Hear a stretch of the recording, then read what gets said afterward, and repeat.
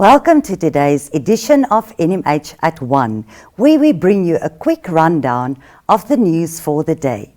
Earlier today, the Health Minister Kalumbi Shangula confirmed that another Namibian national has tested positive for COVID-19.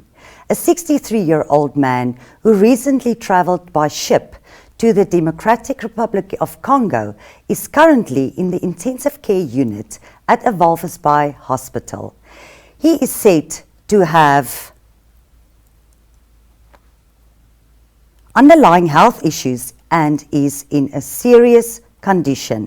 All those with whom the man came into contact have been placed in isolation. Today is obviously a big day for Namibia, as the Finance Minister Ipumbushimi will present his maiden budget today. You'll remember that the budget speech 2020-21 was postponed when COVID-19 made its appearance in Namibia in March. After that, the Namibian Parliament approved a provisional budget which was based on a third of the previous year's budget spending. Now it has become time to face the reality, as COVID-19 will surely have impacted in a huge manner on expected revenues, whether that to be SACU-related income, VAT income or normal taxes, and inversely is pushing up expenditure on account of the various stimulus packages. In the past, PwC, Standard Bank of Namibia, Liberty and NMH invited the Minister of Finance to a business dinner. For obvious reasons, this cannot be done now, but remain logged onto this internet site, as we will bring you a live analysis by the aforementioned parties this evening as from 7 o'clock. Then now we go to our videos. Paulus Titus Sitentu, President of the Public Service Union of Namibia, talks on a range of issues as regards to how their members have been affected by COVID-19. Elizabeth Joseph spoke to two teachers of the Ruimte Primary School in Rehoboth, the principal Christel Diergaard and Graham Ockhuizen. They discussed e-learning and how the school was required to adapt. Steffi Baltzau spoke to one of Windhoek's florists at Bloemen Margo. And Micheline Navati says brings you an interview with Paulus Nendongu of the Umuthaya Circuit. He is the local frontman for Education Directory, which distributes the education material.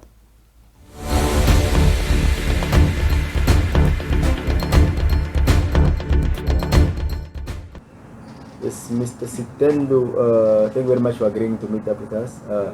Basically, the reason for being here is just to ask you a couple of questions in relation to COVID-19, how it has affected your members, what are the matters before your office at the moment, your view on the retrenchments during this pandemic, as well as your take on salary adjustments for your members.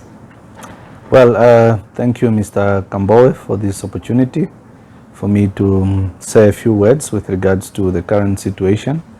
Obviously, starting with the first concern as to how COVID-19 has affected our members, it's no secret that COVID-19 has adversely affected basically everyone else, our members and non-members included.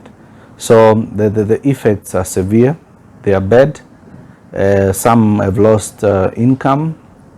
Many are living and working under very harsh conditions. I would like to particularly mention the staff members of Ministry of Health. We have had engagement. Earlier this morning we had a meeting in Windhoek with my colleagues had a meeting in Windhoek with regards to the situation at the Ministry of Health, and most especially Central Hospital, where employees are working without protective gears or equipment. And we all know that these employees are the frontline workers, and they are exposed to so many situations and so many people. So anything can happen. So it is not fair and not right to expose them to such harsh conditions. You cannot let them work without masks, you cannot let them work without gloves, and other protective equipments, including sanitizers and all these kind of things. So with regards to other sectors of employment, of course, there are companies that are adhering to the policy guidelines that are set out by the president, but not many are adhering. You still find that you'll go to a certain workplace and the workers are actually do not provided with protective clothing and equipment. So it is actually very bad, and the situation could be catastrophic if not acted upon swiftly. With regards to the second concern, with the issue of complaints that members are having with regards to the issues of retrenchment or loss of income, yes, of course, we have received quite a lot of complaints that are coming in, that are being our members are being threatened to lose employment. Of course, recently we dealt with an issue that was a long-standing saga between Agro-Marketing and Trade Agency and the Namibia Agronomic Board, but as a public service union, we intervened and made sure that at least there is no loss of employment. So at least we are glad to announce that as a public service union, we intervened in a very precarious situation that was looming around this country, that had the potential of basically causing a lot of havoc and destruction with regards to the employment sector, because many employees would have lost employment, and it is a situation that we acted swiftly on, and we ensured that at least now employees have been offered contracts and so forth. The situation is not only affected them, there are so many other employees in different sectors, public institutions, that are threatening to of course retrench without following the due procedures. What heads of institutions need to understand is that the declaration by the president for this state of emergency does not mean that the Labor Act is put aside. No, not at all. Whatever it is that needs to be done needs still to be done in the spectrum and in an environment keeping in mind of what the Labor Act says. The laws of the country, of course, are there. They are there to govern us. Institutions cannot just decide to retrench as they wish without following due procedures. Of course, we understand the situation is severe, but let us follow due procedures and not just do things haphazardly. So that is one of the things that we want as a union to caution those institutions that are busy trying to do things that are not in line with the Labor Act. So we seriously condemn these acts, and we want and we caution and call upon all institutions to adhere to the policy guidelines of the state of emergency, and as well as the Labor Act of this country, Namibia. Basically, retrenchment, my view, is not a welcome thing. You do not want, most especially this time around, when the economy is basically at standstill, because now you are causing a situation that could mentally disturb the individuals affected, and that could cause a lot of social problems. It comes with a lot of social ills, considering the state that we find ourselves in. So it's not commendable for institutions to opt for retrenchment. And I strongly would like to advise that when you're running business, you do not run business on a mouth-to-mouth basis, but you run your institution or business considering other effects that might happen, unforeseen circumstances. So we cannot have a situation where just 1 month of lockdown or 2 months of lockdown, already businesses cannot sustain their employees. What has happened when the economy was booming? What did these guys do? Didn't they do any savings and all these kind of things? So these are questions that, of course, that we need to interrogate thoroughly. And of course, the issues of retrenchment comes with processes, because we have to go deep down into the books and look into the books of these various companies or institutions to see to it that they are actually and really not able to cater costs.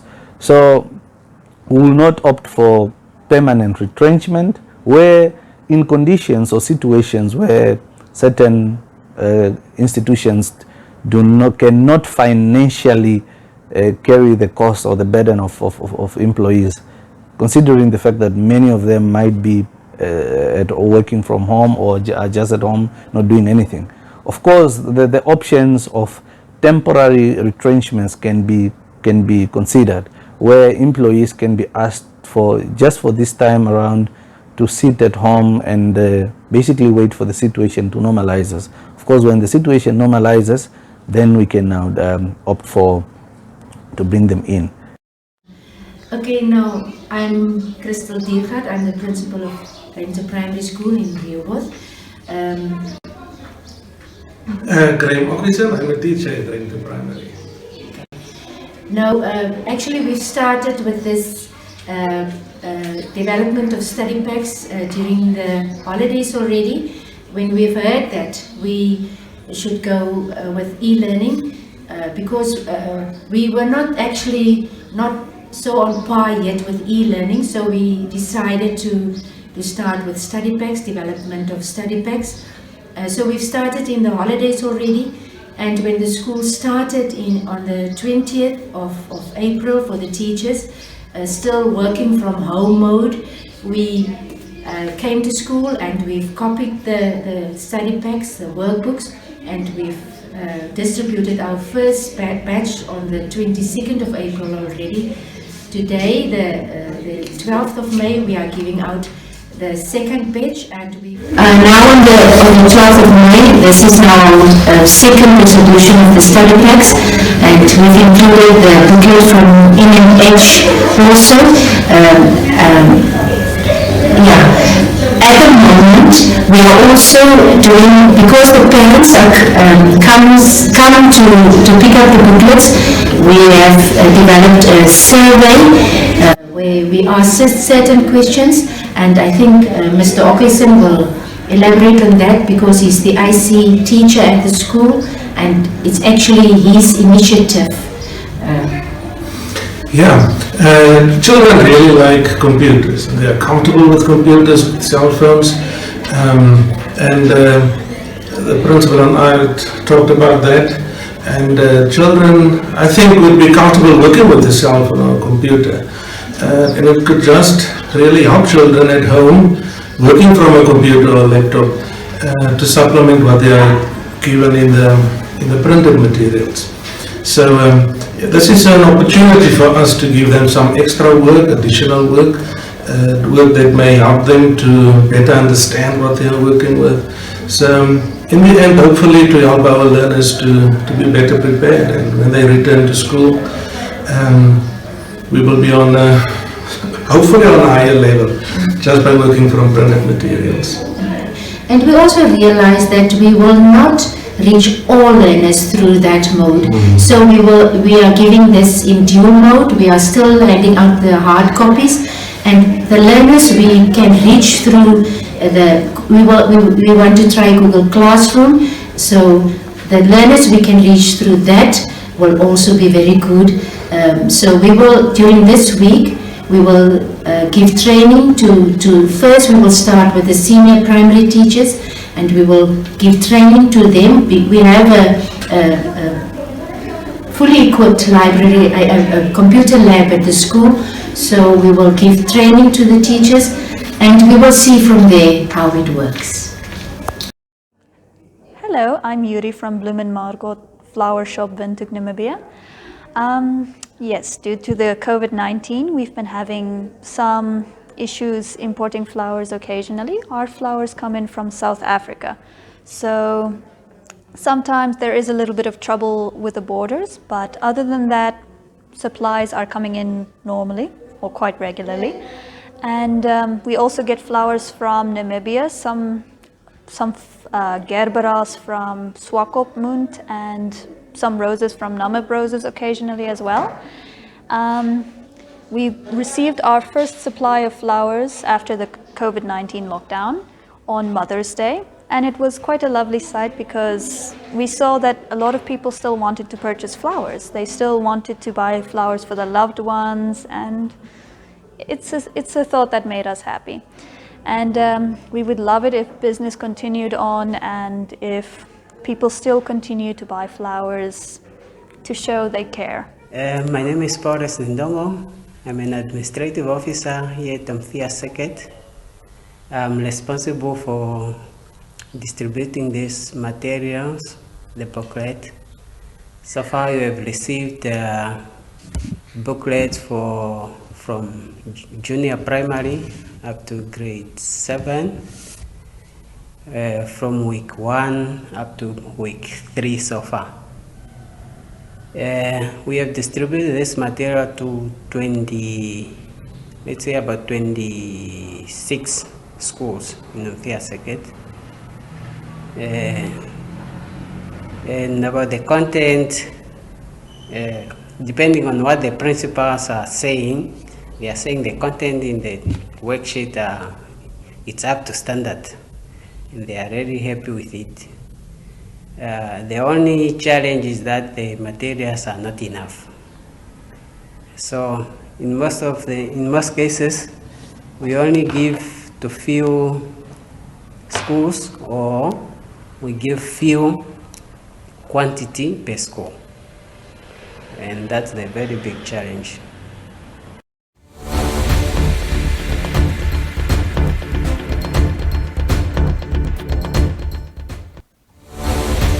Now a glance at today's front pages. The Allgemeine Zeitung lead with a serious economic impact by the COVID-19 pandemic on the Namibian economy, as determined by the Namibian Statistics Agency. Republican gives an in-depth report of what can be expected from the budget and brings you opinions of the business sector.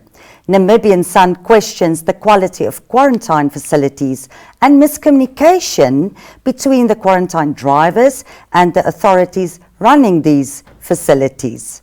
The Namibian has looked into the fact that most members of parliament seem to have either submitted incomplete asset declaration or have not done so at all, and this applies to opposition MPs as much as it applies to those representing the ruling party. New Era points to the fact that Leon Schreiber of the Democratic Alliance, which is the formal South African opposition party, has demanded that Namibia's southern neighbour emulates President Hage Geingoob's decision to not waste scarce financial resources on new government vehicles. Now for our interview. Today we bring you an interview with Ogoni Klage of the Namibian Sun, conducted with Pieter de Klerk, the Managing Director of NAMBOP, which was previously known as AFBOP Namibia. Afternoon, ladies and gentlemen, and welcome to yet another edition of NMH at 1. My name is Ogoni Klage, and I'm joined in studio by Mr. Pieter de Klerk from NAMBOP. Welcome, sir. Thank you very much.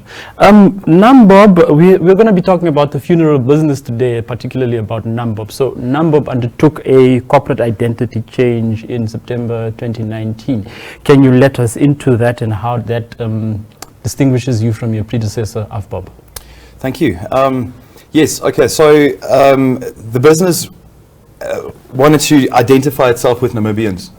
And if we look at AFBOP, it's a very South African product. Afrikaanse begrafenisonderneming beperk is basically what the name stands for. We wanted to Namibianize the whole concept of our business. And to do that, we needed to change a little bit of the imagery, the identity, etc. So we feel that we need to engage with the public in Namibia on a Namibian way. We are very similar to South Africa, but in so many ways, so much different as well. Okay. what is NAMBOB, and how does and what line of businesses are you into? What is it that you're providing to members of the public? Having now explained the where the business comes from. Okay, thank you. Yes, we at NAMBOB are passionately caring for our fellow Namibians with a higher sense of compassion, understanding, and integrity. With about 60 years of experience and expertise in the field, we really are the leaders to care for the different cultures within our country. So we truly believe that if you come to us, we will be your one-stop shop for everything that you currently need with regards to that specific time of need when the inevitable grief comes along. Okay. Yeah. And then what line of services can you go into the line of services or products that you provide to your? Can you give us the full scope of products that you provide to your to your customers? Thank you, 100%. I think just before we get to that, I just want to elaborate on that. We on the previous question as well. We are very much seen in Namibia as a funeral company, and we do funeral services. However, we have this drive and a slogan where we celebrate life, and that's something that I really want to come across and put across to the public. As we're not just there for you when the inevitable time comes along. We're also there for you during lifetime. During your lifetime. So with celebrating life, we want to encourage the public to celebrate life with us.